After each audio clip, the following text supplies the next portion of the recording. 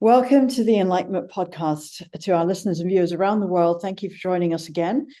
In these pivotal times, as you know, it's important to engage in meaningful dialogue, particularly about Palestine, to offer insight and context, particularly that we feel is maybe missing from mainstream legacy media, and also to shed light on Palestine's rich traditions, culture, and history.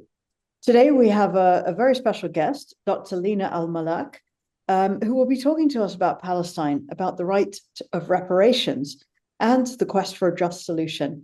Lena, welcome to the Enlightenment Podcast. Thank you. Thanks for having me. I'll just give you a quick bio. Dr. Lena Malak is a Palestinian technology and data privacy attorney with expertise in public international law and refugee law. She completed her doctoral thesis in public international law at SOAS, which is the School of Oriental and African Studies at the University of London. And she is the author of Stolen Nation, The Right to Reparation of Palestinian Refugees. أهلا لينا, welcome. So despite كيفك? Good. So I'll dive in. Despite the ethnic cleansing and forced expulsions of that Palestinians were forced into becoming Nakba and Nakba survivors, Palestinians retain a strong love and connection to our homeland. Could you share your perspective on Palestine's ancient heritage, your family's history in both Akka and Haifa, cities renowned for their historic significance and cultural contribution, and also your family's experience of being forced into exile, into dispossession? Thank you. Thank you first, Hanan and Shamim, for having me on your podcast. So I grew up in a family of very proud Palestinians. My father was born in Akka. He's a Nakba survivor, and my mother was born to a family of Nakba survivors from Haifa. And I grew up in a household where we were, aware of our heritage, aware of our culture. It was, in everything that we did, and the food we ate, the music we listened to, the stories that were passed on to me, in particular from my grandmothers. I grew up very close to both of my grandmothers. And they're both raised in Haifa. One of them was born in Jenin and raised in Haifa, and the other was born and raised in Haifa. And so there was that connection to Haifa that permeated my daily life. And I heard about, the oranges in Haifa and the olive oil was better. And there was always some sort of complaint about, something that we were having that was just better in Haifa. And so, yeah, I grew with that full awareness of my identity. And obviously, as I grew older and as there were events in our family's history that punctuated our lives and basically informed my understanding of my identity. Like the first Gulf War was a very memorable moment in my life, even though I was still a child. But that's when I realized that there's something about our status that is different, and our status is precarious. We were living in the Gulf at the time, in Qatar, and that's when my parents decided to immigrate to Canada. And so there was always that kind of sense that, wow, our status is a little bit different, and our family is fragmented everywhere, and there's no home to go back to in summer, unlike my Egyptian friends and my Syrian friends who were going vacationing in summer at home. And we were like, okay, well, where is home, where is our family? And they're scattered in all four corners of the world. So there was always that kind of awareness of the peculiarity and uniqueness of our status, and also of the challenges and the struggle that comes with it. Yeah. That's such a good point, because people forget that just the longevity of having a place to call your own. People take it for granted, where your grandparents were, where you come from, even if you choose to leave. But Palestinians very rarely have that choice. So talking about that family history and heritage, of course it's been, I imagine, influential on what you've decided to do for work, how you've decided to live your life. Can you just speak a little bit about that? Your choice. Sure. So, I think the decision to really dedicate myself to Palestine, at least in terms of my studies, is one that I took after a visit to the refugee camps in Lebanon. So I went into law school. I was very motivated by the Palestinian issue as a whole, as I said, because of my upbringing, and that kind of like is why I went into law school in the first place. But I think a visit to the camps in Sabra and Shatila in Beirut in the year 2000 was, I think, my second or third year in law school. That's really when I knew I wanted to work on the refugee issue, because I could just see the disconnect between or the contrast between their lives and mine, and how really the fact that I was where I was is purely a stroke of luck. My parents could have fled south to Gaza if they were born in a city that was closer to Gaza. They could have fled to the West Bank, and where they could have fled to Lebanon, but ended up in a camp. And it was just a string of like incredibly lucky coincidences in both my parents' life and mine that led to a trajectory that was entirely different from that of the Palestinians in the camps in Lebanon, and I just couldn't reconcile the gap between their lives, or the contrast between their lives and mine, when I went back to my fancy 5-star hotel, and I just sobbed the whole night. And to me, that's when I realized, okay, I have to use that privilege, and I have to channel all of my research and my work towards amplifying the Palestinian narrative, and shedding light on the struggle of Palestinian refugees, because I could have easily been one of them. And so my master's dissertation was on the status of Palestinian refugees in Lebanon. It's called Betrayed and Forgotten. It was published in the Yearbook of Islamic and Middle Eastern Laws, which is one of the publications of SOAS, my university.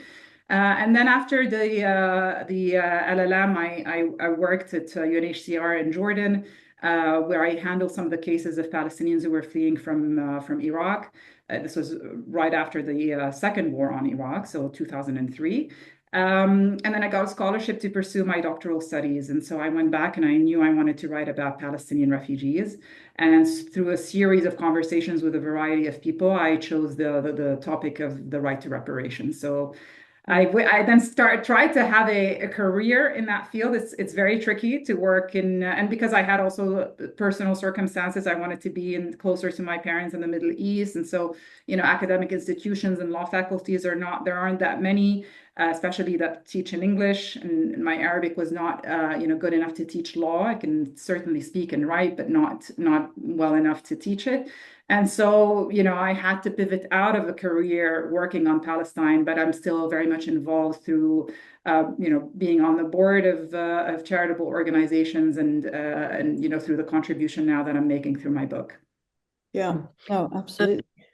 Yeah, sorry, Shamim, to interrupt. Just for the audience who don't know Sabra and Shatila and the massacres, could you just say one sentence about that? Good point. Thank you. So Sabra and Shatila is like one of the camps that are sadly have become popular in the history of Palestinians, because of a massacre that took place there in 1982 during the Israeli siege of Beirut, and it was a massacre that lasted about 3 days, and over 2,000 Palestinians were brutally massacred by the Lebanese Falangist militias, but with the support of the Israelis, and in particular, Ariel Sharon at the time was quite involved in it. So yeah, I actually visited the mass grave when I went there, and I saw the hospital that they had laid siege to, and it was just it was things that I had read about, but just seeing it kind of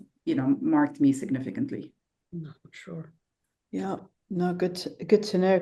The other thing I wanted to ask you extra was just like, what did you see in the refugee camps? What is life like that made you think this is separated by a stroke of luck? I am.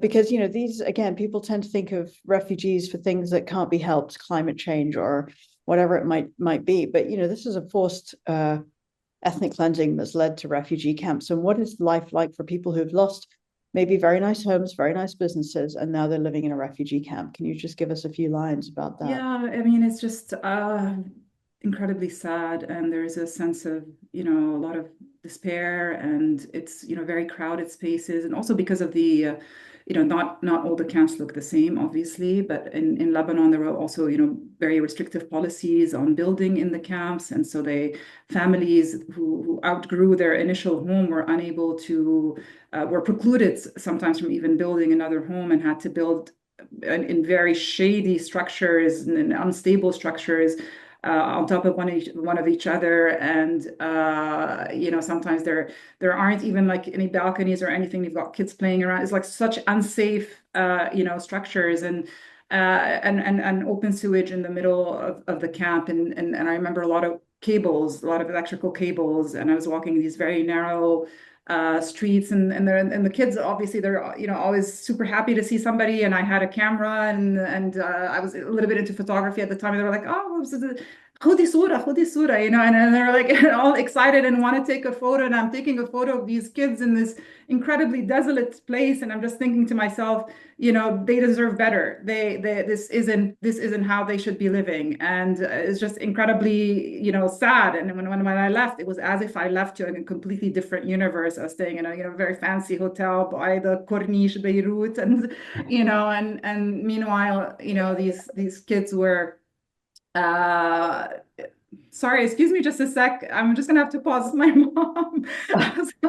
Okay, I'm gonna pray. So okay.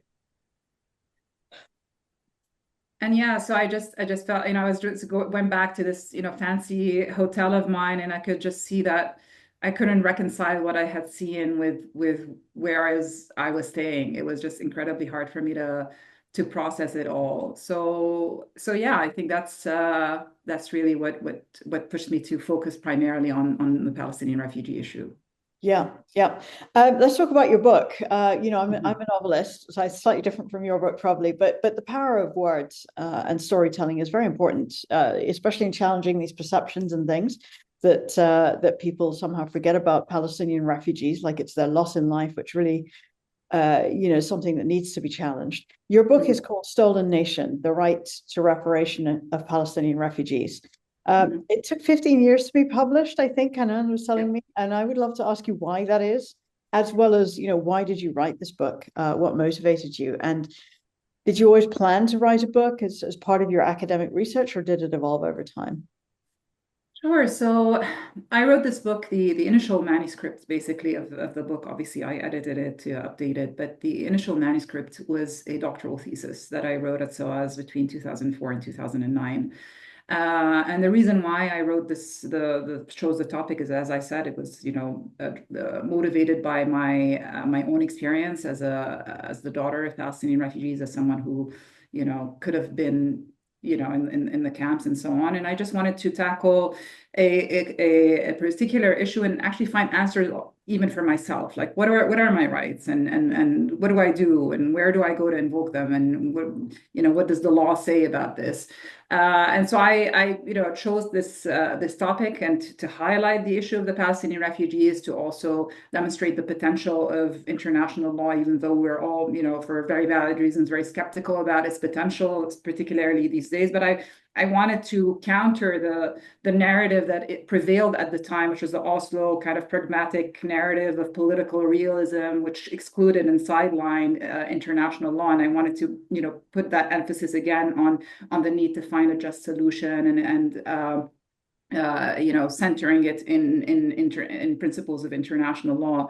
And then, I finished it in 2009, and then I got sucked into life, really, essentially. I got, busy with a lot of, things that were happening, and then I was trying to find work, and I was trying to pay my bills, and then I pivoted careers because I couldn't, sustain a career doing what I wanted to do. And even though I was, at least the first few years of, working in Jordan, I was still co-teaching a course on Palestinian refugees and international law with the Oxford Refugee Study Center. And then I just completely pivoted to a corporate career, and got sucked into the corporate busy, lifestyle. But notwithstanding that, I tried at one point I had reached out to publishers at one point, and sadly, it's every time there was a war on Gaza, I just remembered, oh, I really get into it and I start writing again and I start getting involved and doing more advocacy work. And a lot of people who, know me and know that I've written my PhD would say, well, why don't you just publish it? And I would try and make a bit of an effort, but I'd see that there's no interest. And it wasn't until 2021, essentially, which was the last war on Gaza prior to the genocide in May 2021. And also, that war succeeded the property expropriation, or the threats of property expulsion and expropriation in the Sheikh Jarrah neighborhood in East Jerusalem.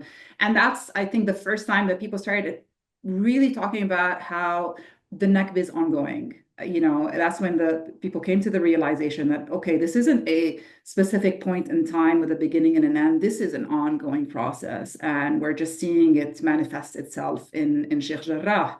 And the question of reparations and property claims resurfaced.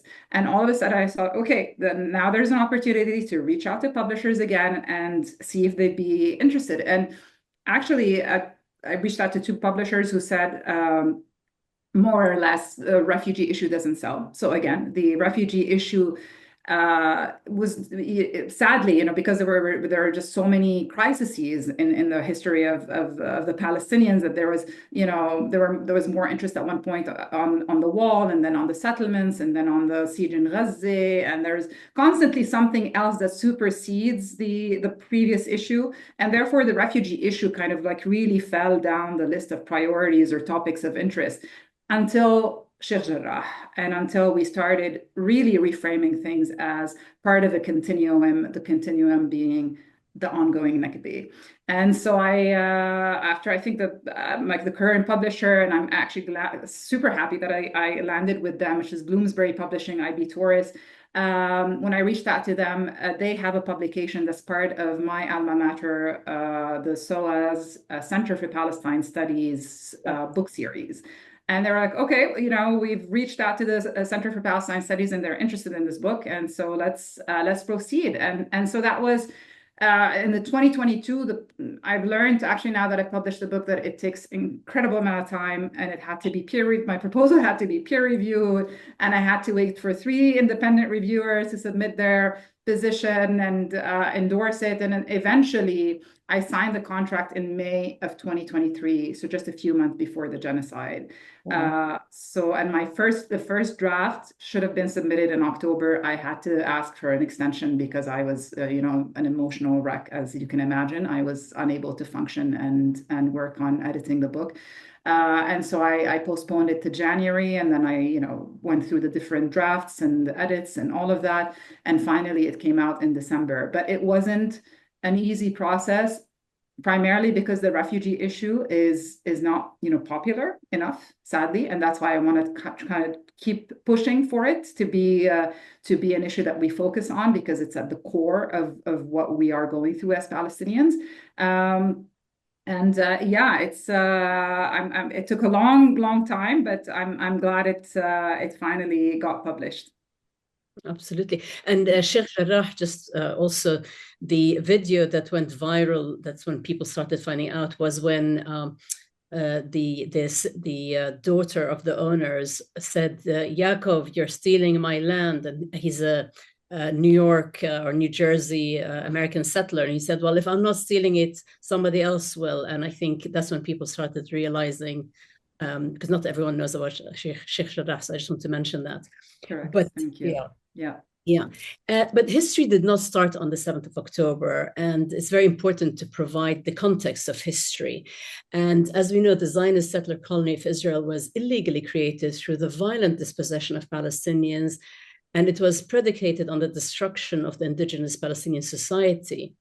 And yet most people either don't want to know about the well-documented and brutal, really, massacres of Palestinians that started from the 1920s onwards, and others refuse to believe that they even took place in the first place, even though they're well documented.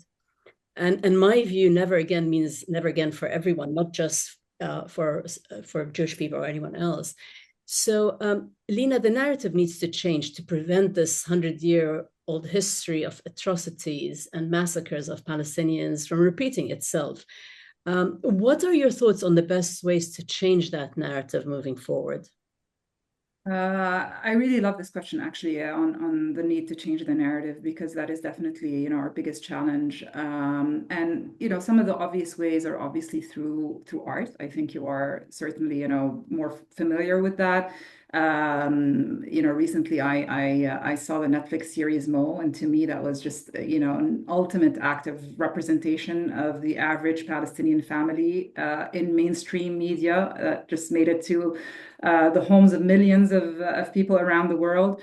And obviously we have, no dearth of artists and authors and singers, from, Aliana to Muhammad Al-Kurd to Saint Laurent to Isabella Hamad to Susan Abu Hawat, so many, and scholars, of course, as well. Noor Ariqat, Nimr Sultani, Victor Qattan, Ardim Say, so many, we are a people who have a lot to offer, and certainly capable of speaking our own narrative. And so sometimes I am actually annoyed when I see some people well-intentionally saying, oh, thank you to, whenever, let's say, a celebrity or somebody speaks about, Palestinians, and they're like, thank you for using your voice to speak about the voiceless. And we're not voiceless, we're silenced. It's a huge difference. We have a voice.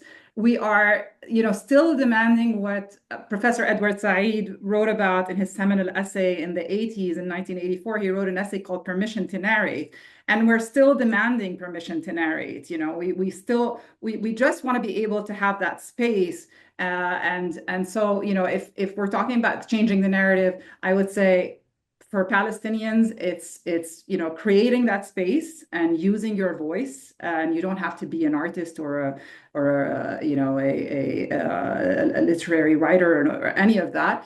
And for allies, I'd say I would expect them to amplify Palestinian voices, because again, we're not voiceless. We are silenced. We are repressed. We are bullied, and we're just unable to find these spaces.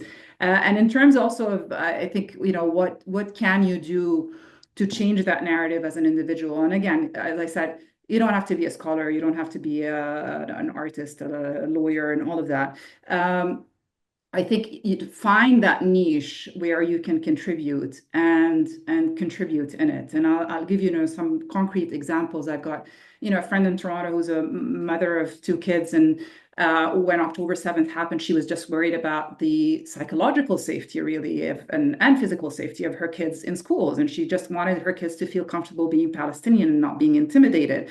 And so what she ended up doing is just get together with a bunch of other Palestinian families, and eventually also with Jewish families, and they started, pushing for, creating safe spaces for Palestinian students, offering, and their allies and their supporters, offering, space for them to be Palestinian, not to be intimidated about their identity, be able to talk about the Nakba, because this is the history of their grandparents or great grandparents, depending on how young they are, that it is okay, it is normal to talk about Palestine. And so that's just a simple personal initiative that she took upon herself, and so many others. I mean, so many friends of mine each found their niche and just used that small space and create space to expand that narrative and speak that truth. And if you don't know where to begin or where to find the facts, I would highly recommend Visualizing Palestine, which is one of the organizations that are working on changing that narrative and distilling complex topics into, clever visuals, very easy, digestible visuals that you can learn a lot from, and then educate. Start even with your neighbor, if that's your space of comfort. You don't have to post it all over LinkedIn. You can start with your small sphere of influence and build on it. Yeah, I love that. It makes a huge difference. And I think sometimes people, I've been there, we feel so powerless, but I really do believe that every little step helps, because it's just exponential after a point. So speaking of narratives, let's talk about Zionist propaganda. Let me just go back and say that for us, we're talking about a settler colonialist system here. as defined by, amongst others, the historian and scholar Patrick Wolfe, who was a leading expert on colonialism and genocide. Settler colonialism is about destroying and erasing native peoples to make way for settler colonization, to take over resources and to expropriate, steal land. So Zionism is clearly a settler colonial project. And Wolfe goes on to say that that is predicated on the elimination of the indigenous population, and it's a long-term process, as we discussed earlier. It's not a single event like the Nakba, it's a big process. Part of that process was very much, I think, the Zionist propaganda of a land without a people for a people without a land. The first protocol is just to pretend there's nobody there, it seems, erasing centuries of Palestinian culture and history. Can you discuss the impact of this propaganda and or settler colonialism? It's a big question. Yeah, I mean, well, the impact is really the erasure of the Palestinian. I mean, you said it really, and it's funny sometimes they contradict themselves, the Zionists, when they say well, there was nobody there, or it's a land without people, but at the same, while simultaneously calling for our Nakba. Like the Nakba didn't happen, but at the same time, we're going to do another Nakba to you. So, there's always that kind of contradiction of, well, do we exist or do we not? And so it's that erasure it's in everything. It's right now it's in the genocide. It's a physical erasure of the existence of the Palestinians in their ancestral land, but also what we were talking about in terms of the erasure of the Palestinians also outside by silencing the voices of the Palestinians, by intimidating them, by we become actually scared of speaking up and being openly Palestinian. And I remember an essay that a friend of mine wrote in the Financial Times, I think sometime around November 2023. I didn't know her then, but because of that essay, I reached out to her, and now we're good friends. Zahira Jasser is a Palestinian Italian who wrote an essay called "Coming Out as Palestinian," because it was that challenging for people to actually speak up as Palestinian, because our identity has been so politicized that just the mere expression of it is likely to cause offense to somebody else. Well, it's my identity. Why am I being defined in relation to others? And so that's the impact of that propaganda, is the physical erasure of the Palestinians in their ancestral land through processes of genocide, whether incremental or in an accelerated pace. And everywhere else, it's the erasure of any expression of Palestinian identity. Even a watermelon pin is considered offensive in some instances. And so we have to continuously counter that form of anti-Palestinian racism, because that's essentially what it is, and make sure to label it as such, because there's also this amalgamation of Islamophobia with anti-Palestinian racism, and they're not the same. When you're banning somebody from wearing a watermelon pin, that's a form of anti-Palestinian racism. When you deny me my right to speak about my father's history and my parents' history, actually, as descendants of either Nakba survivors or descendants of Nakba survivors, you're denying me that history and that narrative, and you're silencing and oppressing me as a Palestinian, regardless of what my religious beliefs might be. So I think that's essentially the impact of that propaganda over time. Yeah, 100%. And also, just to add to that, it is anti-Palestinian racism, and it's the conflation not only of Islamophobia and racism, but on the other side, it's this clever conflation of Zionism and Judaism, which makes any kind of implicit critique of or defense of Palestine somehow an act of anti-Semitism, which is so not the case. In it inherently. Anyway. And also, just to go back a little bit, during the 1948 Nakba, the catastrophe, and over 750,000 Palestinians were expelled, and again in 1967 during the Nakba. And the only way for the Zionists to get a Jewish majority in Palestine, they expelled and ethnically cleansed between 80 to 85% of the indigenous Palestinian population in 1948. So not only did the Zionists expel Palestinians, they destroyed their homes, their cities, their villages. They renamed them from Arabic names again, to efface and to erase the Palestinian presence from their land. And despite all that propaganda, and despite the fact that the Palestinians left voluntarily 77 years ago, which has been debunked, the right of return still remains unfulfilled for Palestinians. So, Lena, can you discuss the ongoing injustice, the lack of accountability, and also its impact on Palestinians in Palestine and also in the diaspora? Sure. And first, I think I want to just comment a little bit on the use of the word voluntarily. I know you said it's debunked, but because it's being used again, it's one of those arguments that are being recycled now as we witness the genocide unfold in Gaza. Is this argument that, well, if Palestinians leave voluntarily, it's not so bad. But how? Like, let's define voluntary. What is voluntary? Is if my choice is between death or life, was that really a voluntary decision? Do the Palestinians who fled a genocide truly leave voluntarily? I mean, yes, they did. They made that choice, but because it was a choice between life and death. And so it's not because they were, they left of their own volition, in the sense that they took that willing decision to leave, that somehow they are precluded from returning. Every refugee flees, like by definition, a refugee is someone who's fled persecution. So somebody who's fled to save their families and their loved ones from persecution back home. And it doesn't negate your right to return to that home once it is safe for you to do so. And so it's only again, that's the case of kind of like the Palestinian exceptionalism, that whenever it comes to the Palestinians, it's, if you leave, you leave and that's it. You do not have a right to return back to your home, even though that is a fundamental human right. Article 13 of the Universal Declaration of Human Rights refers to everyone's right to leave their homes and return to their homes, and it's a right that has unfortunately been denied to Palestinians for decades. And so, in terms of what has this lack of accountability led to, and what is the impact, is that the fact that we were unable to pressure, or there was lack of willingness, rather, to put pressure on Israel to comply with its obligations towards the Palestinian refugees from 1948 onwards, has led to this culture of impunity that Israel benefits from, is that it can get away with forcible displacement and ethnic cleansing and expropriation and dispossession en masse, and now genocide without any consequences. And that was actually one of the motivators for me to write about the right to reparation, because I thought that once you have accountability and you demand for it, it would serve as a deterrent for Israel.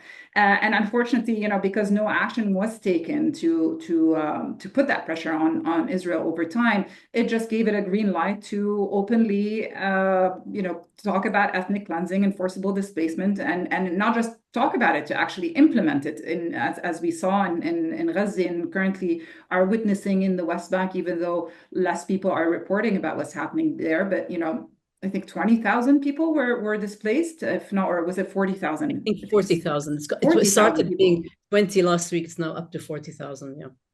So, I mean, that's the thing, and it's just under the radar. It's just slipped under the radar. Nobody really talks about it, and that's the impact. That's the lack of accountability. The repercussions of it is that it just can't carry on doing what it's doing without fearing any repercustions. Yeah. I mean, we touched on, a pivotal moment for you going to the refugee camps to decide. But is there anything else that you can tell us about the refugee situation? Because it is a result of ethnic cleansing, whether it's in terms of numbers or the scale of it, or anything like that. Sure, and I appreciate that question, because, as I said, the refugee issue tends to be, forgotten to some degree. But as I said, the majority of actually Palestinians are refugees in one way or another. And there are three categories of Palestinian refugees. I'd say that the first is what we refer to as 1948 Palestine refugees. That's the terminology that UNRWA was used to define the refugees that fall under its mandate. And these are refugees who fled from Palestine between June 46 and May 48, and who lost both home and means of livelihood as a result of the 1948 conflict. I'm actually reading from the definitions. And basically, the descendants of the male refugee also fall under that definition. So my father is a refugee. I'm therefore a refugee. If I were to have kids, they would not be registered as refugees. And this was a working definition. It's not a legal definition. So it's a definition that UNRWA essentially used to administer its services and to decide who benefits from their services or not. And that's the first definition of refugees. So the so-called Palestine refugees. Today, there are 5.9 million refugees registered with UNRWA and scattered in what we call UNRWA's area of operations. So the OPTs, the Gaza, the West Bank and East Jerusalem, but also in Lebanon, Syria, and Jordan. And they live in 58 recognized camps. I don't know if we can, all of the camps have been destroyed in Gaza, so I don't know to what extent they're living in those camps. And then I think the camp in Jenin is severely destroyed as well. But also, they are this is the first category of refugees. The second are the Palestinians who were displaced in 1967. Now, some of them might have been Palestine refugees who were displaced for the second time during the 1967 Nakba. And they could have been displaced for the very first time. So let's say somebody who was living in Tulkarem and decided to, flee to Irbid in Jordan was displaced from the first time. They may not have necessarily been refugees. But you had others who had been displaced, let's say, from Jaffa to Nablus, and then from Nablus again in 1967 to Jordan. So some were registered with UNRWA as so-called Palestine refugees, and the others it ended up falling under UNRWA's mandate just by virtue of an extension that was made by the General Assembly to UNRWA's mandate to cover this new wave of displaced persons. So even though they're not, they don't fall under the working definition of a Palestine refugee from 1948, they were just this other group of refugees benefiting from the assistance and services of UNRWA. And now, sadly, we have a third wave of refugees, and these are the refugees from Gaza, who may have been refugees registered with UNRWA, because 2/3 of the population of Gaza was made up of refugees registered with UNRWA, or they are first-time refugees who are originally from Rafah or Khan Yunis or Deir el-Balah and so on, and fled for the very first time. And so these are the three, main categories of refugees, and there's a, intricate legal system that governs each one. Those who fall under UNRWA's mandate are entitled to certain, services, and those who don't are in this kind of state of limbo. And so it's I don't want to get into too much of the details on that, but there is there are a lot of different legal issues to basically manage and navigate as we're handling the issue of the Palestinian refugees. Oh, thank you.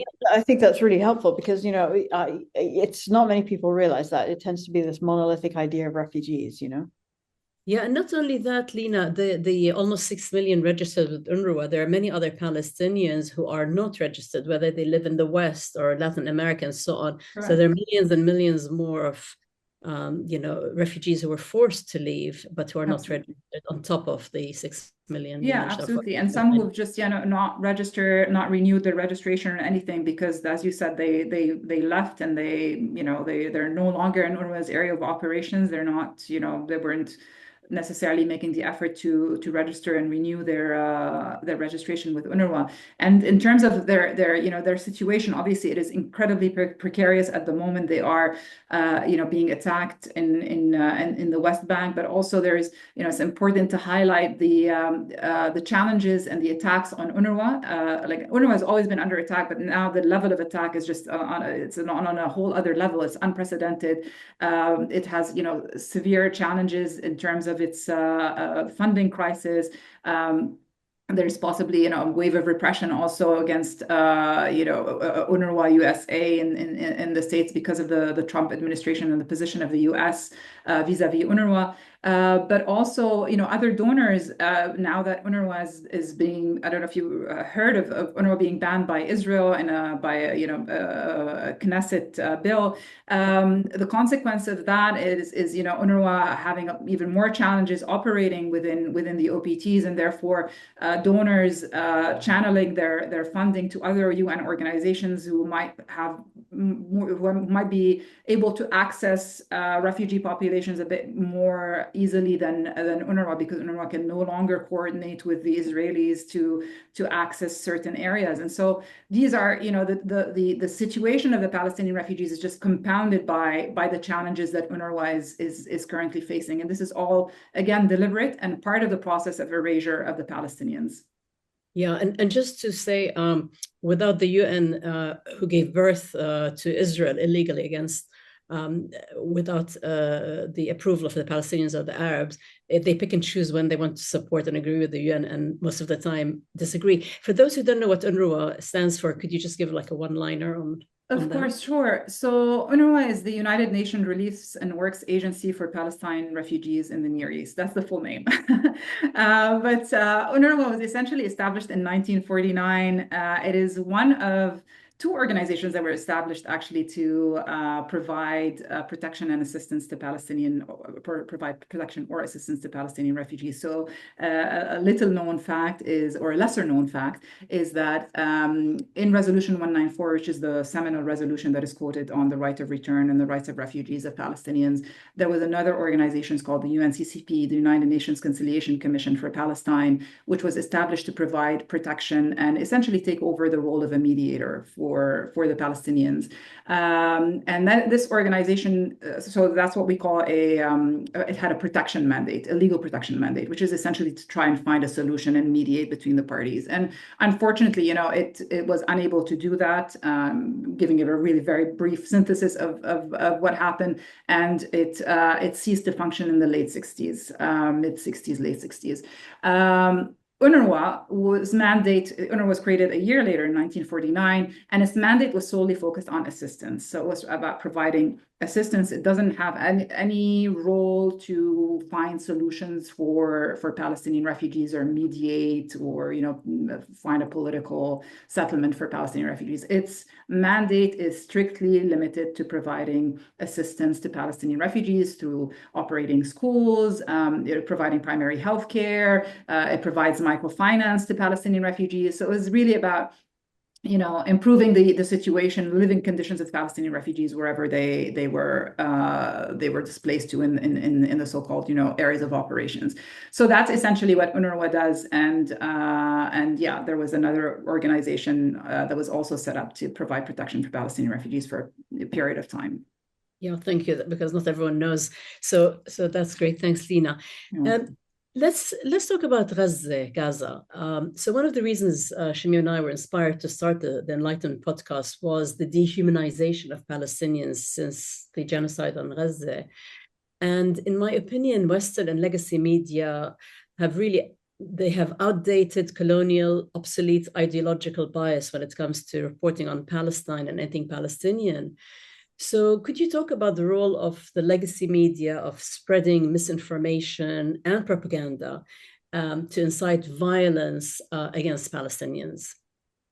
Yeah, I mean, it was one of those incredibly disturbing and frustrating things to have to also go through as a Palestinian throughout the genocide, and to this day is just the way the media has contributed to spreading propaganda from day one, almost in an orchestrated manner, and it was they were essentially manufacturing consent for a genocide of the Palestinians through spreading all sorts of outrageous stories that were debunked, but by then the damage has already been done, from the stories of 40 beheaded babies to baking babies in the oven to mass rape, etc. Without doing any of their due diligence. They were essentially, as Mohammed al-Kurd calls them, the stenographers of the Israeli army, and they were just working basically almost on cue from the Israeli army. And I was reading an article from The Nation, which was published in December 2024, in which they did a report, and they essentially demonstrated that since October 2023, the Sunday morning shows in the US, namely NBC's Meet the Press, ABC's This Week, and CNN's State of the Union, have not featured a single Palestinian guest. Meanwhile, they featured, Netanyahu, somebody who's wanted for war crimes and crimes against humanity, among other, Israeli guests for sure. But again, this goes back to the point that I was making, that Palestinians are not voiceless; they're just silenced. They're completely their story and their narrative is muted, and we see that also in the choice of words, in the way the media refers to Israelis versus Palestinians. Israelis are killed or they're butchered or they're massacred, but Palestinians die. And sometimes they even resort to incredible creativity, of like, the Palestinians die because of Gaza war or something like very nebulous. But like, I mean, how? Like, what was it? Was it perhaps an Israeli strike, but you're just unable to call it that? And it was always this kind of linguistic gymnastics that they had to go through just to evade calling out the perpetrator of the crime. While whenever it came to the Palestinians, they knew exactly, like the more dehumanizing words they could find, the happier almost they were. They were just trying to work on the sensationalism, and that just. And it's incredibly hard to counter that. I mean, it's good on some point that you have a lot of independent journalists who are on social media posting their stories. And again, here, the voice of the Palestinians, they're not voiceless. Again, in the midst of a genocide, we had so many people, so many voices coming out of Gaza, from Bisan to Hind Khudari to Mu'taz al-Azazi to even young Lama Jamous. Everybody picked up their phone and they started broadcasting. And despite the shadow banning and all of that, but Palestinians were trying to pierce and create space for themselves, notwithstanding the shameful and quite frankly criminal behavior of mainstream media and the irresponsible reporting that they've presented in the past 15 months and to this day. And we can see that also in the way that they're reporting on the release of hostages in Palestine and in Israel. You can see that we know all the details about the Israeli hostages. They're humanized. We know their parents. We see their pets. We know everything about them. And then 100 faceless Palestinians are released, and we know nothing about them. And we don't know about the way they were tortured. We don't know about their families. We don't see those who have been deprived of seeing their kids, who were unborn when they were first jailed, and now they're like 20-year-old young men, and we don't see any of that. There's none of that. It's appalling, and as Craig Mukhaber argued in an article last year, it's also potentially criminal. It's actually they can be held legally accountable, basically, for the incredible miscarriage of justice towards Palestinians. Yeah. Absolutely. And so on that note, we're looking at these pictures of Gaza, the devastation, the destruction. There's practically nothing left. And still Palestinians now, during this ceasefire, are returning on foot to literal rubble, trying to rebuild their homes and their lives. This sumud, this resilience, this connection to the land is really inspiring. And as we said, this displacement and ethnic cleansing has happened since the Nakba, since way before the Nakba. It was the intention of the early Zionists. We've quoted Theodore Herzl and people ad infinitum on earlier podcasts, so I won't get into it now.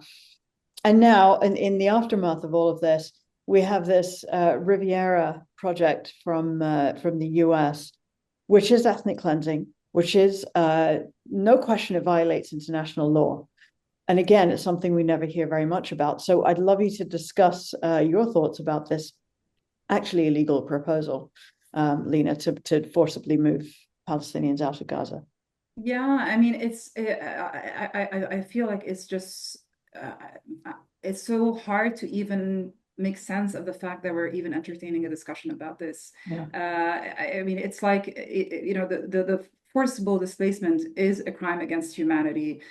This is the legal order that we live in since, the Second World War. The lessons that we should have learned from the Second World War, and which were codified in the Geneva Conventions and the Convention on Genocide and the Rome Statute and all of the legal norms since then have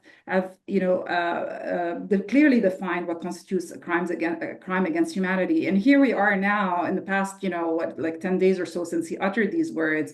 It's just, I just can't believe that we are even debating this point as if it were like a foreign policy decision. And, is he bluffing, or is this his negotiation method, or is this or that? I mean, can you imagine if we were to say, let's reinstate slavery? Would anybody even entertain that discussion? Would anyone say, well, actually, yeah, let's give this some thought. Maybe it might be good for people to be enslaved again. It might give them a stable source of income. Like, nobody would have that discussion. It's just so absurd, that to even have that discussion. But that's the extent to which Palestinians have been dehumanized. They've been dehumanized to the point where it is okay to entertain a conversation about their forcible displacement. And for what? To build a Riviera, on the rubbles of their homes and the skeletons of their loved ones.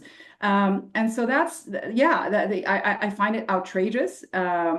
Not just that he uttered it, but that we are still entertaining a debate on its validity and whether it's a good foreign policy or it's not, and should we counter it with some other proposal from the Arabs, etc., instead of just outright, condemnation in unison, essentially by everybody. So that's it's deeply problematic and offensive and essentially racist in every way you look at it.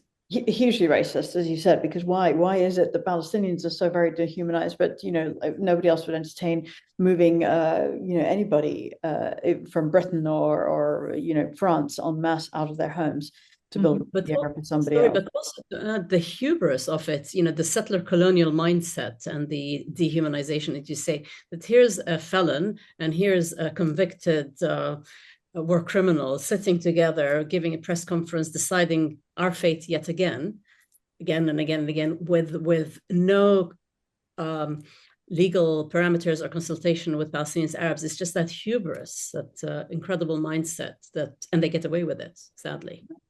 Yeah.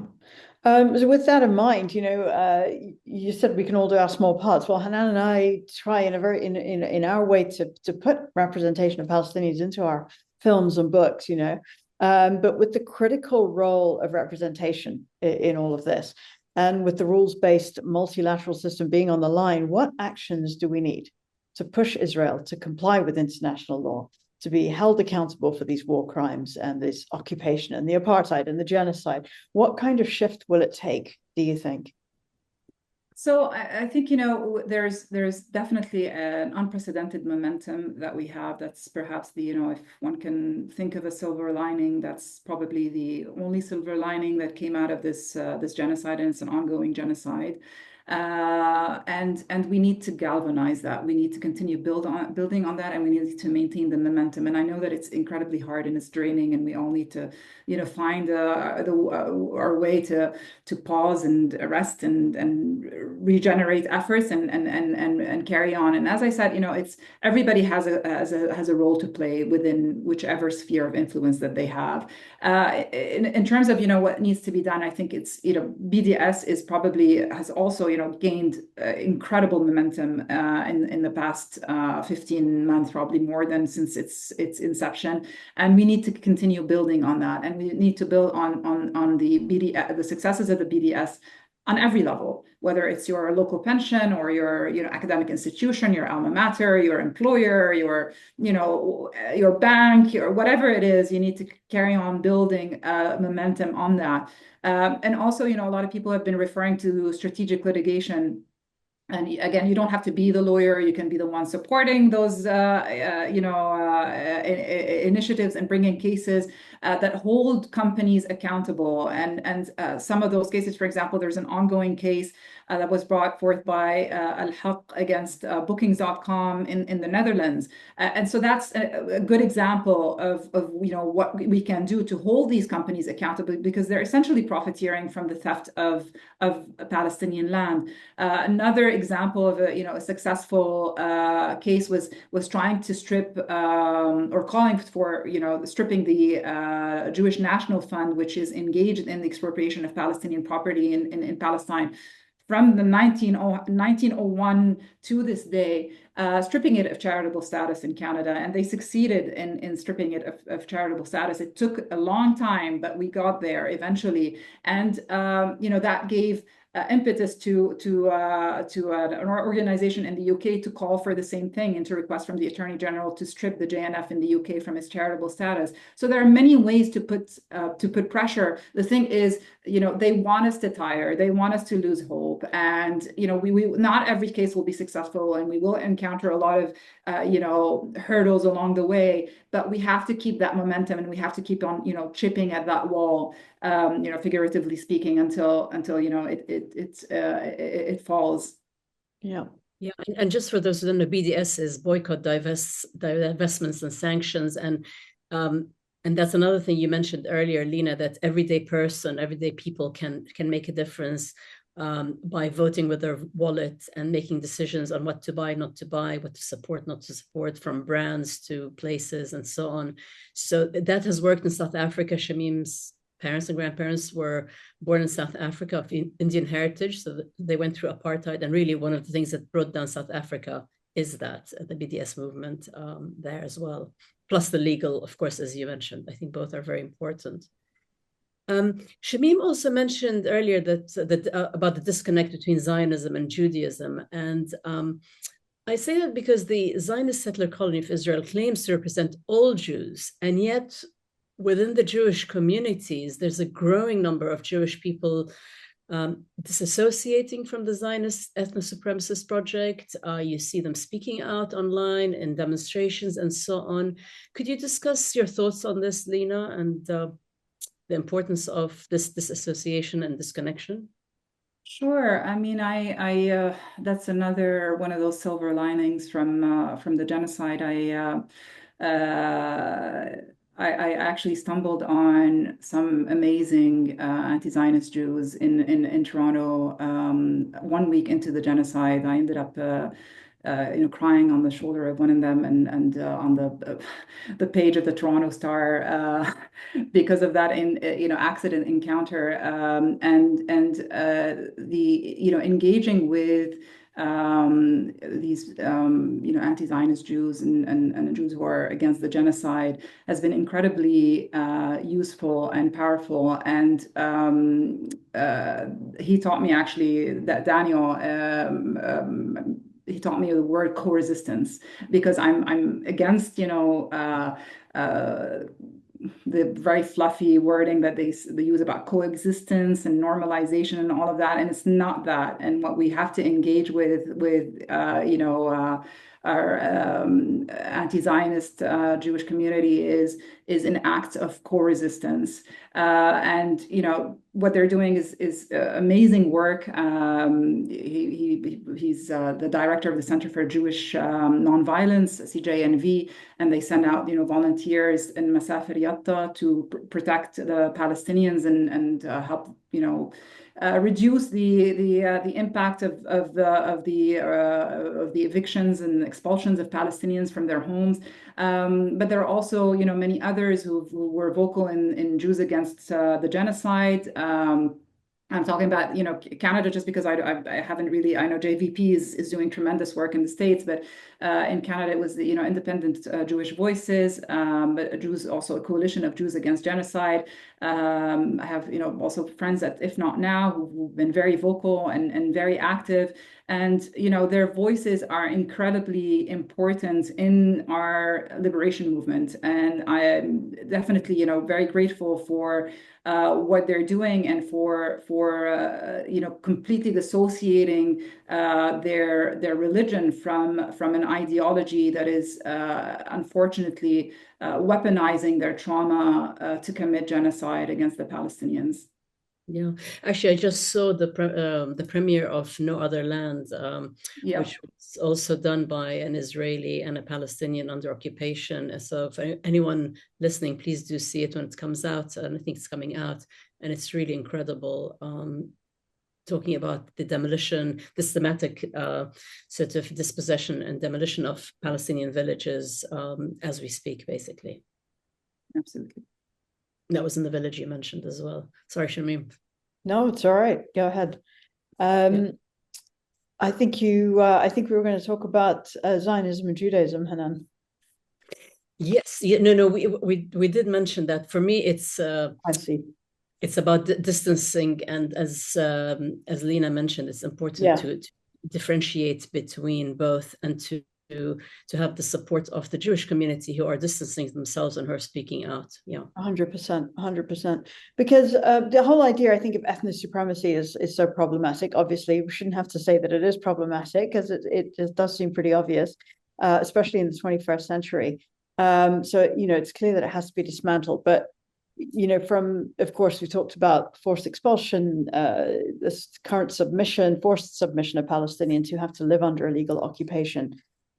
It's touched the nerve of basic empathy and injustice in people all over the world. It does feel sometimes at lovely moments as if the Palestinian oppression is everybody's oppression. So when people are boycotting, as we talked about BDS, all of these things, are there any other ways that activists can support the Palestinian cause? We talked about BDS, we talked about doing your part within your world. Is there any other things that you can think of, or have we covered most of it? Yeah, I mean, I think there are so many ways. It just depends on everybody's level of comfort and expertise and what they can do. I mean, I'm thinking of, other examples. I don't know if you've heard of Paul Bigger. For anybody who's in the tech industry, he was, a founder of a big VC in Silicon Valley, and he ended up setting up something called Tech for Palestine. So this is someone he's Irish, he's not Palestinian, no connection to Palestine, but he wrote a blog that went viral, and which I think was called something like "I Lost Sleep," and it was about Gaza. And because of that, he ended up being kicked out of the VC he co-founded, and he founded this other organization called Tech for Palestine. And I believe on the 26th, what day are we? We're the 23rd. Yeah, on the 26th. He's launching an initiative to support entrepreneurs. Him along with Fadi Ghandour, who's a huge, entrepreneur and pioneer in the Middle East, the founder of Aramex. They're launching this initiative to support Palestinian entrepreneurs and tech entrepreneurs, and this is also part of our sumud. The Palestinians are ultimately human beings. They're not superheroes. They in order to be resilient, we have to also give them the tools and the means to be resilient and to be able to stay in their ancestral land. And so it's not enough to say, well, they're super resilient and they can stay. But at the end of the day, we have to provide them with the means to stay. And that's, provide them with means to earn their living. And whether it's by empowering these, tech entrepreneurs, or just empowering them in whichever way to be able to earn a living in their homeland. For others who are, I think of another friend of mine who dropped everything and co-founded Doctors Against Genocide. They've been doing tremendous work highlighting the challenges of the healthcare community and the healthcare institutions in Gaza, and trying to see how they can support the healthcare institutions and support the doctors, because that's also, the genocide was on so many levels. It was an ecocide, and it was a medicide, and it was scholasticide, and it was so many different, levels of destruction and annihilation. And so, yeah, if I am to say, how it's, find your niche. If you are an entrepreneur, go look up Paul Bigger and Fadi Ghandour and follow them and see what they're doing. If you have a company and you want to hire Palestinian talent, check out TAP, or check out TAP, TAP, or Manara.tech. They hire Palestinians. If you want to mentor, you don't have a company yourself, but you'd like to mentor Palestinians and help them with their CV writing and finding jobs and placing them, etc. Go through also Manara.tech and TAP. Build Palestine is another initiative that helps entrepreneurs and Palestinians and enable them to have their own source of livelihood, help students find scholarships, find whichever way you can, because one way is through changing the narrative, through boycott, through imposing, pressure on Israel, but the other is also through giving strength and supporting Palestinians so that they can carry on with their sumud. I think this is how I would, that's what I would add to everything else we've said. I love that. I love that. Actually, Fadi's married to my lovely cousin, Rula Attallah. Small world. But I love that because I think it's really important to support and to help Palestinians living under occupation, the illegal occupation, whether it's through helping support the education, the well-being, through hiring, through outsourcing, etc. I think it all helps tremendously to build, to give independence and support financially. And you reminded me, sorry, I'm going to add just one more campaign that I found out about 2 days ago that was launched by BRISMUS, which stands for British Institute for Middle East Studies, I think, if I haven't forgotten one of the letters in the acronym. And they are trying to reverse the consequences of the ecocide or educide, or scholasticide, by supporting Palestinian students stay in Gaza and supporting scholars to be able to deliver education in Gaza, because that's the other thing, the genocide is not necessarily through the physical destruction through bombs, but it's also by depriving Palestinians from any means to sustain life in Gaza. And they've done that deliberately, obviously, by destroying the medical institutions, all of the healthcare institutions, or some of those who are running, and barely basically running, and destroying all of the universities in Gaza. And so, at one point, the Palestinians, again, were, as much as they would want to stay, they need to be treated, and they want to go to school, and they want to go to universities. And so we have to empower them to be able to do that in Gaza. Otherwise, we're going to be siphoning people out of Gaza slowly but surely, and that's exactly what the Israelis want. So to counter this, outrageous, incredibly infuriating Riviera plan is to help with the reconstruction of Gaza and help basically sustain life in Gaza whichever way we can. That's the way to counter it, basically. And so check out BRISMUS. And they have they're launching they were fundraising through Ta'awun as well to support Palestinian scholars and provide also tuitions and scholarships for students to stay in Gaza. Yeah, and I agree. I think it's really our obligation to not only be optimistic, but to provide for a better future, to really make an impact and a difference, and for change to finally happen. So for me, solution-wise, I believe now, and I didn't before, but now I very much believe that a single democratic state from the river to the sea, with equal rights for all, with justice, reparation, the right of return of all Palestinians as recognized under international law, is the way forward. But I don't know if you share my vision, or this vision, which is now shared by more and more people. How realistic is this solution in our lifetime? And do you have other thoughts on a just and lasting solution that you can share? So I'd be interested to know how were you in favor of a two-state solution and then you pivoted into one state, or what was your thought process? I think we were all brainwashed into a two-state solution that was never really ever going to happen. No, it wasn't more as it wasn't that I was in favor of, but I couldn't see a way out.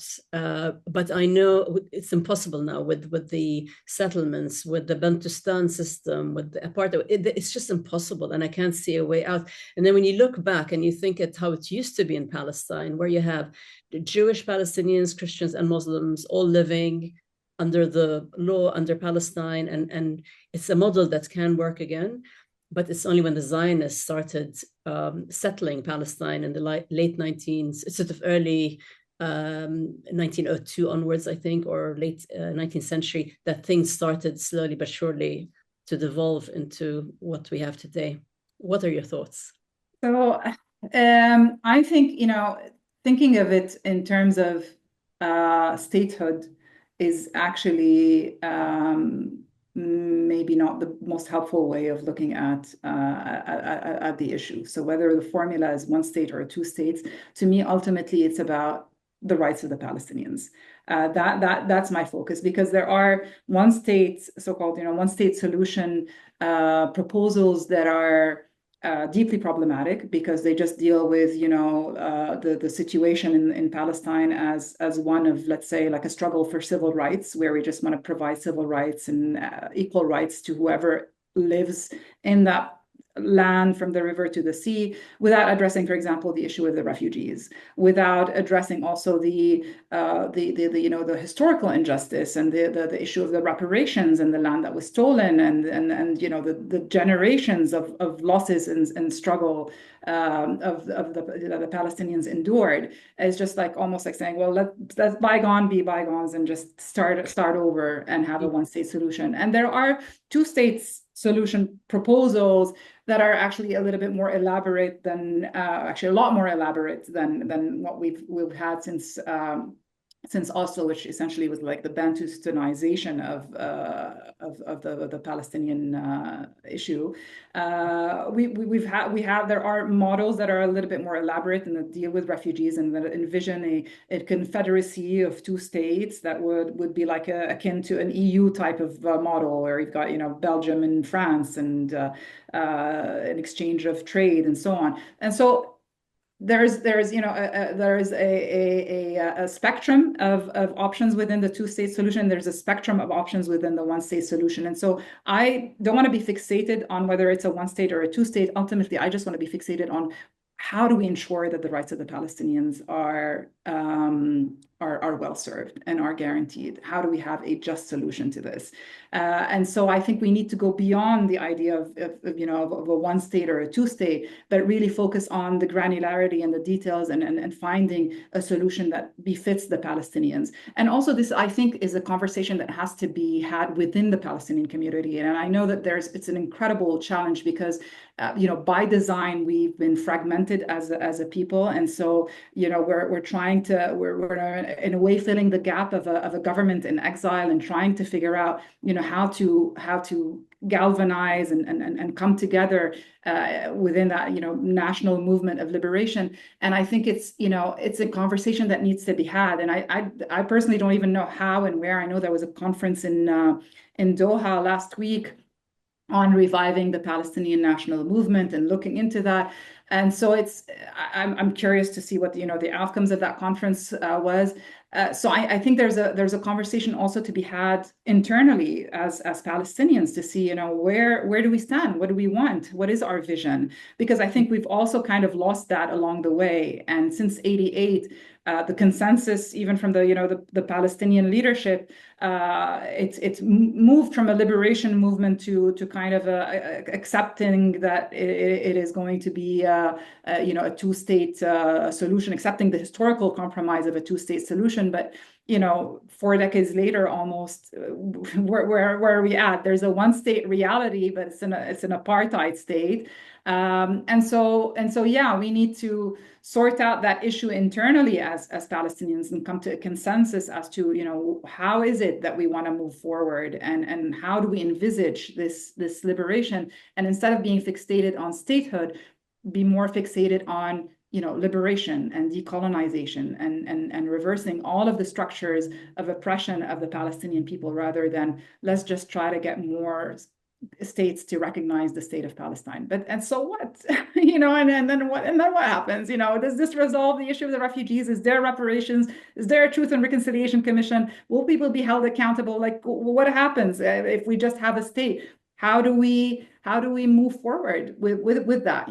So I think to me, obviously the ideal is, what you've described is the ideal, but it's, instead of being fixated on the statehood as such and the proposals of one state, two states, I just tend to focus on how do I just mobilize to ensure that Palestinians have their rights and advocate for their rights, and that there is a just solution for the Palestinians. Absolutely, which is why I said with justice, reparation, and the right of return to all Palestinians, which is recognized that there's international law. So it's not one without the other. It has to be a total, if you like, decolonization of the Zionist regime. Yeah. So, I mean, the thing is, it's hard to imagine two states or even one state without those basics of decolonization and right of return. If there's right of return, then it's almost impossible to imagine that it could be two different states. I mean, there's a question. It's more like a question, as you say, of equality and not even equality, just decency, of letting people back to claim back their land. So, and I know it's very difficult because whenever we ask lawyers this question, there's always like, yeah, but how let's think about how it would work. But I think you have to have a bigger vision to say that it's even possible. Because I remember growing up, nobody considered a one-state solution. But now that it's something that at least people talk about, because it's been made so very clear that there was never really any real interest in a two-state solution from the settler colony aspect, which makes sense. Or the end of apartheid South Africa. No one imagined it in our lifetime. Yeah, but it happened. Lena, we did a podcast recently with Miko Pellet, and I think he wrote an endorsement for your book. We did mention your book and what drove you to write it, but could you just kind of tell us a little bit about the themes and what the book's about? Sure. So my book is composed of 5 chapters. The first chapter is on the land laws in Palestine, because I basically look at the Ottoman land laws, the British Mandate, and then the land laws that were adopted by Israel to give a kind of a legal clout for the expropriation of the Palestinian property. So I had to look at the evolution of land ownership in Palestine to get to where we're at today. In the second chapter, I look at the grounds for reparations. So fine, we've established that there was an expropriation of private property. What about it? What does that mean? And so I delve into the grounds for the right to reparation under the laws on state responsibility, but I also look into the drafting history of the Resolution 194, which I had mentioned, and it's the seminal resolution on Palestinian refugees. And I try to establish that we have a right to reparation. And then in the third chapter, I look at how do you invoke that right? So do you find I've established that there is a right to reparation? What do I do with it? Do I go to a local court? Is it a regional court? Is it a mass claims tribunal? How does it work? And so I look at the different venues and how similar scenarios. I look at different precedents and to see how these questions were addressed in Bosnia, in Kosovo. I look at to some degree at the South African model. And then in the fourth chapter, I look at the forms of reparations. And here it's a chapter where I highlight the primacy of restitution, that restitution is the primary form of reparations. Compensation is, it's a right that is in addition to restitution. It's not in lieu of, and it's not instead of restitution, but also it's a right that is given, or it's a form of reparations that is available when restitution is not feasible. So, if let's say, I don't know, that home you had was completely demolished and there's an airport right there, and the reversing they cannot dismantle the airport, for example, because of the harm that would do to the overall public, and therefore you would be entitled to a land of a similar nature, of similar size somewhere else, and compensation for the house that you had that was demolished. Kind of like that's the gist of it, is just looking at the different forms of reparation and demonstrating that restitution is the primary form of reparation, that restitution and compensation are not mutually exclusive.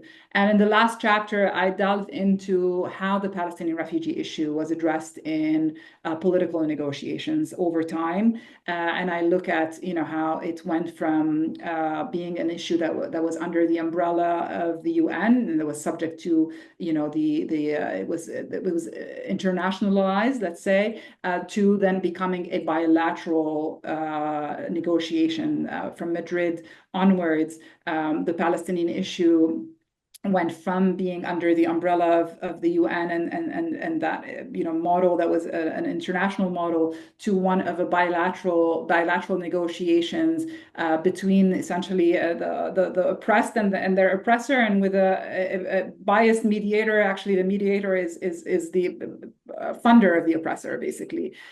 So I look at how the issue was addressed, the marginalization of the Palestinian refugee issue, the lack of reference to international law throughout the Oslo peace process, the fact that it was pitted as an individual right against the collective right of self-determination. It was kind of like there was a tacit acceptance that Palestinians would have to forego their right to return and restitution and reparations in favor of the collective right to self-determination. It was like this is the compromise that you'd have to make. So I explore that in more depth.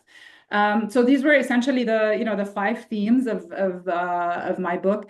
I know it's academic book, and so it's unfortunately very expensive, and I apologize, I have no say over that, but if you are unable to afford it, I encourage you to ask your library or your university to get a copy, and I'm obviously trying to do as many podcasts as possible to flesh out these themes in a way that's accessible to everybody, because as I said, this was a book that I wrote to find answers for myself, and I hope that it provides answers to other refugees.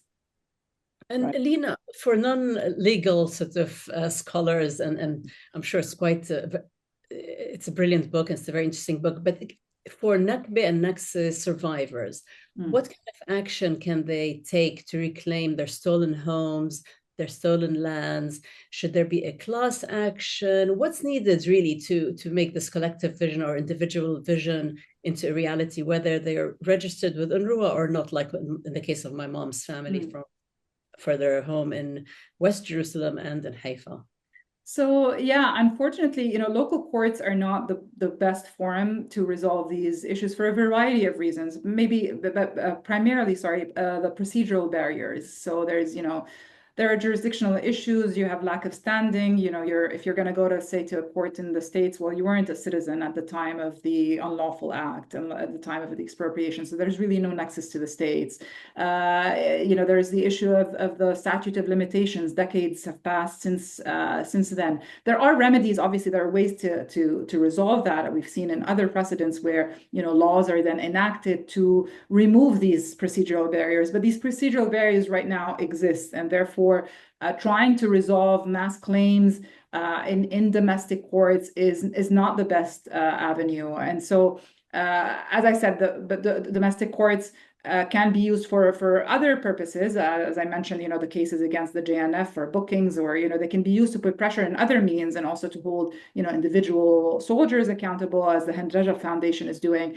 But they are not the ideal forum for mass claims reparations. Based on the precedents that I've looked at, typically how mass claims are resolved, obviously you need to have political will, is by setting up mass claims commissions. And that was the precedent in Bosnia and in Kosovo and elsewhere, where they set up these commissions, and they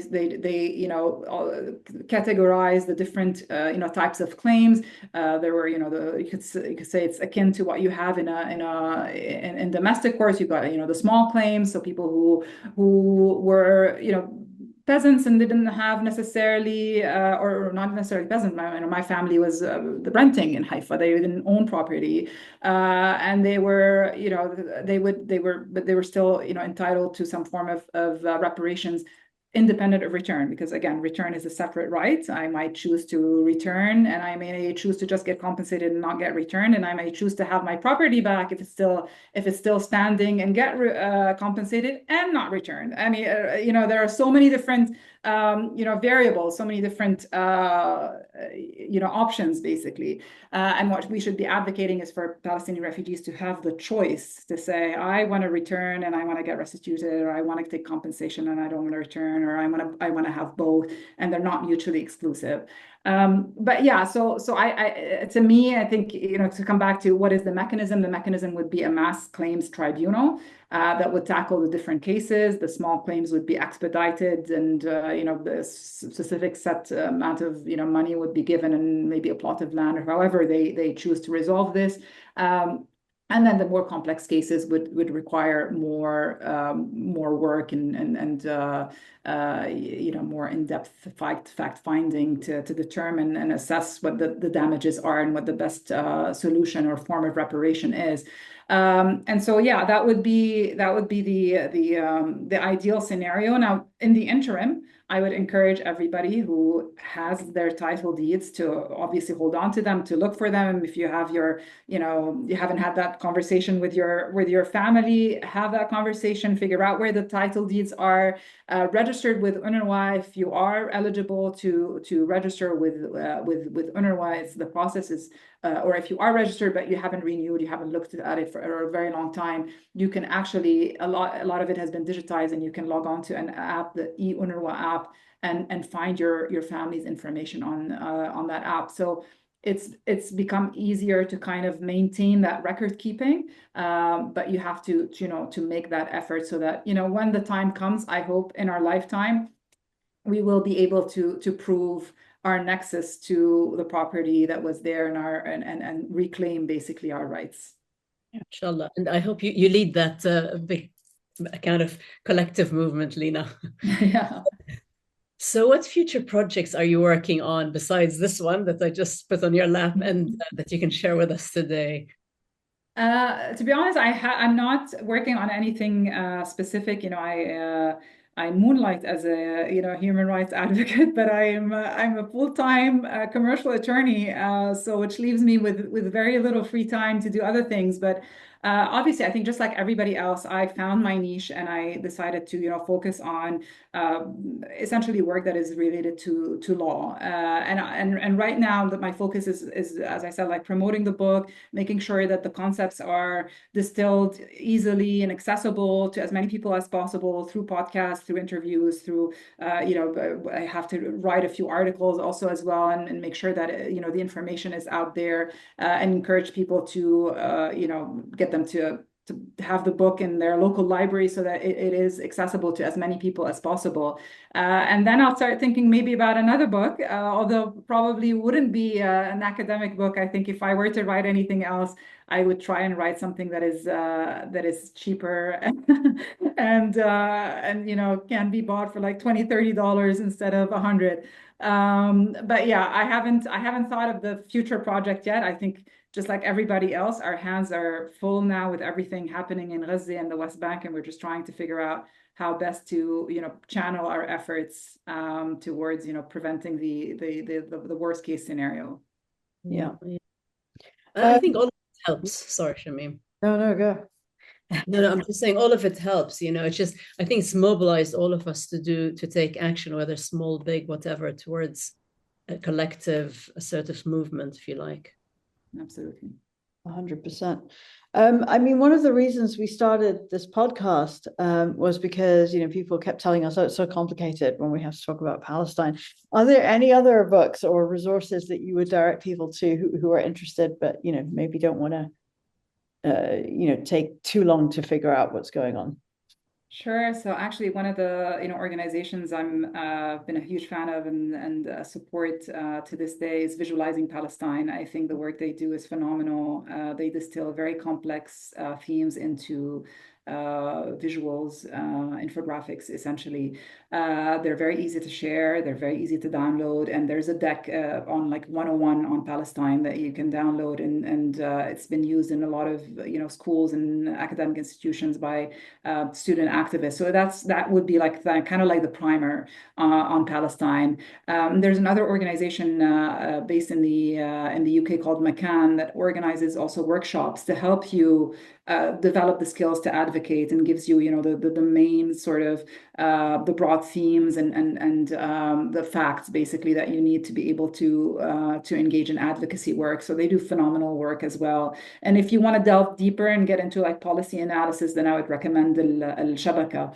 But also, I think it's, a lot of people don't have time to download, articles and books and so on. And so podcasts are, you guys are doing an amazing job And there are so many, there's the Palestine Pod, there's the Maqdisi Street with the Maqdisi brothers, there's the, iNews, This is Palestine. Afikra has a podcast called This is Not a Watermelon. I mean, there's so many out there, Electronic Intifada. And you can just have that on while you're cooking or driving or out for your walk. There's so many ways. What I love is just like the ease of access that we have, that it's no longer an excuse that I didn't know. No, follow some influencers on Instagram. Bisan, obviously, for anything related to Ghazi, Hind Khudari, so many others. There are so many who are doing fantastic work.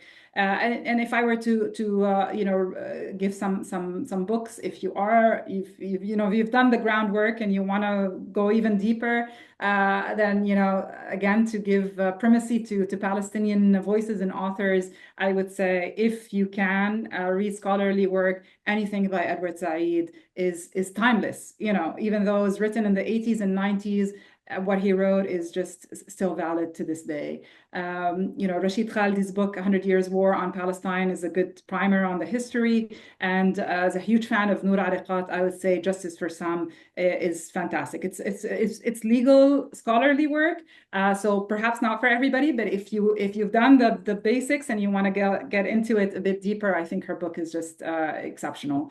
And lighter books, just for those who like novels. I'm a huge fan of Susan Abu Hawa, so I would say any novel, but my favorite is Against the Loveless World. And Saad Amiri's Sharon and My Mother-in-Law is a fantastic book that's light and humorous, and it's a book that I give as a Christmas gift to birthday gift, whatever excuse I can to give a gift. It's one of the books that I choose to give away as a gift. So these are some of the recommendations. I'm sure there are more, but yeah, that's a good start. I love how you define novels as lighter. I guess it's all relative, right? We did have Susanna on one of our podcasts as well. Amazing. She's brilliant. I just love how she articulates how we feel, and just totally unapologetically Palestinian. I just love it. Her speech in Oxford just spoke for everybody. For each one of us, really. Yeah, it went viral. Lena, any final thoughts you wish to add before we conclude? Anything we haven't covered? Yeah, I think just the last thing I would say, which is something that I keep reminding myself whenever I feel a little bit drained and hopeless, and there are days where we go through that, and it's it ebbs and it flows for sure. I just keep reminding myself that this is a long struggle, and it's okay to take breaks and to look after yourself, but also to derive strength from community. I think this is where I found my strength, and this is where I find the ability to recharge and get back into it and continue to advocate. And I think this is where we have to cultivate hope. And to borrow what Susan Abu Hawa said at a charity event in London, it's we have to dare to imagine. And so I urge everybody to dare to imagine liberation. I think this is what we should constantly remind ourselves of. It is possible, inshallah, in our lifetime, but we have to certainly believe it and work towards it. Yeah, beautifully said. Great. Well, as we wrap up, I guess sadly, but I feel we should eventually. Thank you so much, Lena, for joining us today. If you enjoyed this episode at home, please, we're talking about amplifying. Take a second to like the podcast, to share it with somebody, even one person, and subscribe. This engagement really helps us to amplify voices that we hope are dedicated to justice and humanism. And Lena, thank you for your invaluable insights. It's been really fascinating. I think we covered a lot of stuff that we haven't really discussed with any of our other guests, and your dedication to justice for Palestine and your incredible work on reparations is really inspiring. Thank you. Thank you so much for having me, and thank you for putting this podcast together and for your contribution as well. Really appreciate it. No, it's our pleasure, Lena. And stories and representation matter. Stay informed, stay engaged, take action, and in solidarity. See you next time. And Lena, shukran again for your tireless activism, and see you soon, inshallah. Inshallah. Thank you so much. Shukran ilkum. Thank you.